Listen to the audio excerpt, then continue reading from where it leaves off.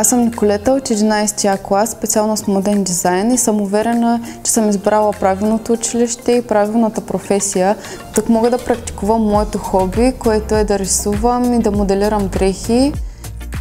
Този модел, с който спечелихме второ място в националното състезание Млади таланти в модата, е вдъхновен от балета и като цяло като изкуство. Мисля, че професионалната подготовка в това училище ще ми помогне да реализирам моята мечта да стана моден дизайнер и да отворя собствена линия.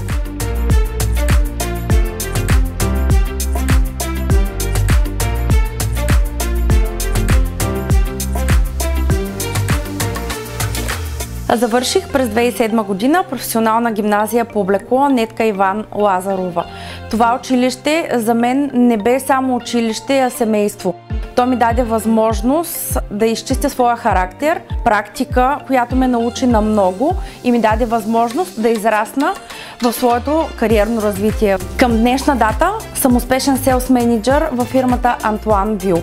Професионална гимназия по облекло дава много възможности. Стига вие да искате да се възползвате от тях. Бъдете смели, вярвайте в себе си и вървете напред.